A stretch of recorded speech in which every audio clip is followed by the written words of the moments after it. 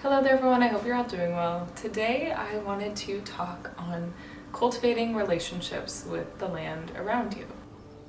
This is a topic that I recently did a workshop on my Patreon. During these workshops, it's set up as a live lesson kind of deal.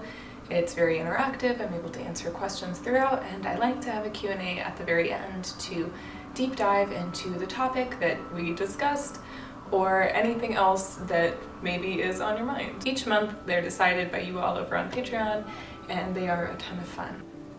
But this past month with this topic, I thought it was too good to leave just alone over there. Of course, the workshops are far more in-depth and interactive, so this is going to be a much lighter and more condensed version of what that workshop was, but I still think the information is valuable even if it is a bit more condensed. Two things before we get started though. Number one, I can't find my microphone cables, so the audio may not be very perfect today. And also, this video is sponsored. So let's hear a little bit more about that before we delve too deeply into this.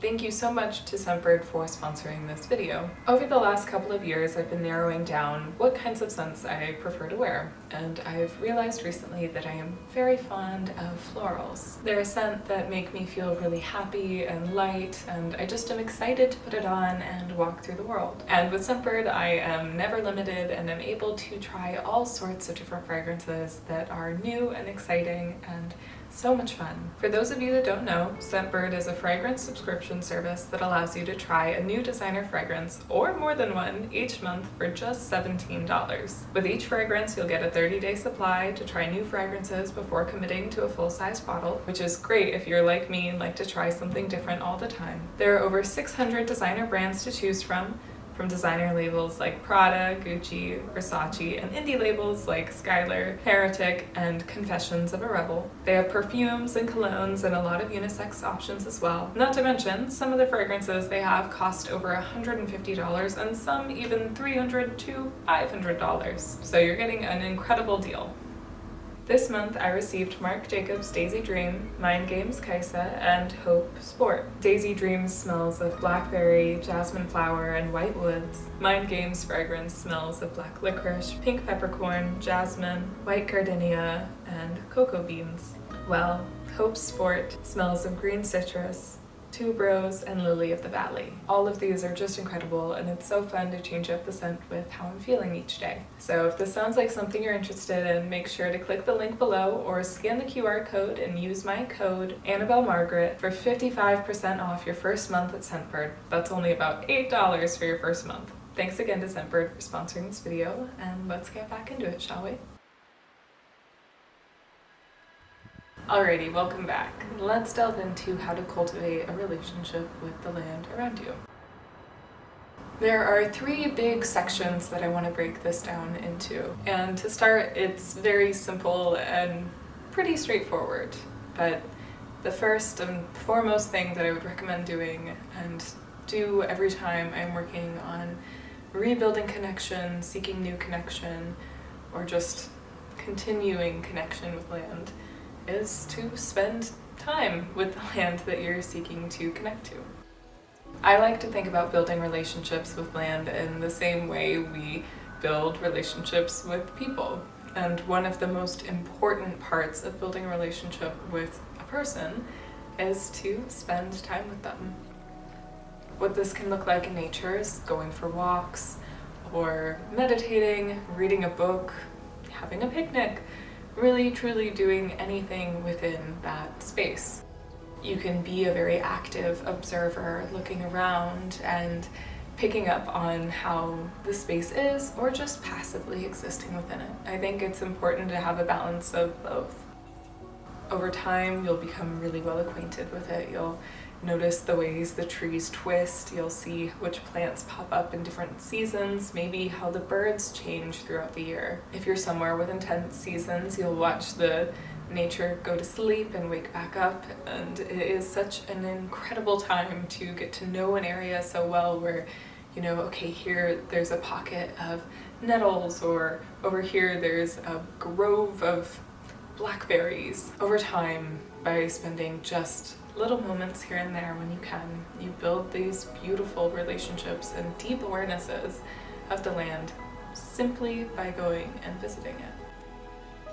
I have a handful of areas that I frequent, and my favorite way to go about them is to just walk and observe. I like to see the new plants that are emerging or what the tides are exposing as they're going lower. I like to see what differences happen after storms or a good bout of rain.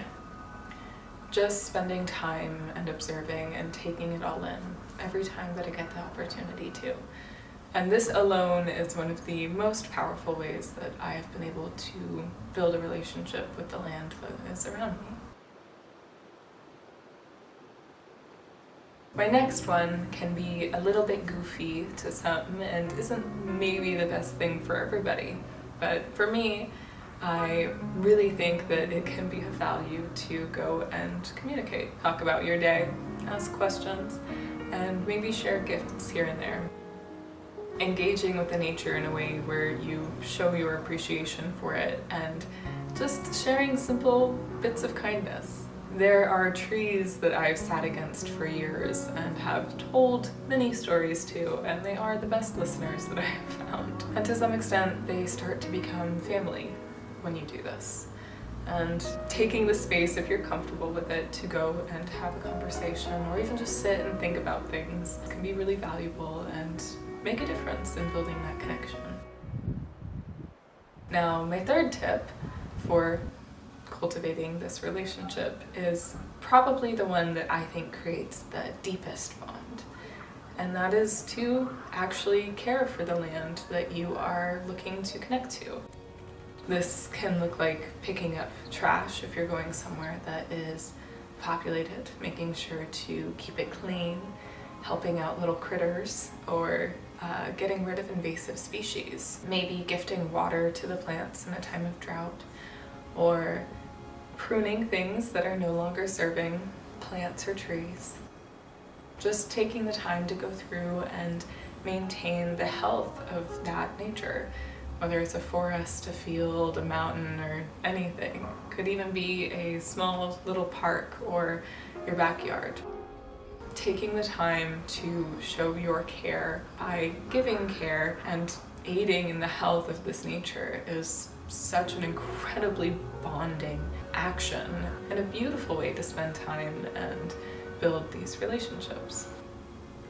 This also ties in tune with a lot of us here on this side of the craft. We're working in green spaces where there's foraging and harvesting, making sure to follow sustainable practices with that and taking only what you need, nothing more, and only what is healthy to be given to you by the forests or the fields or wherever you are. Making sure to leave an abundance of the plants that you came for and leaving them alone if there isn't enough for you to harvest.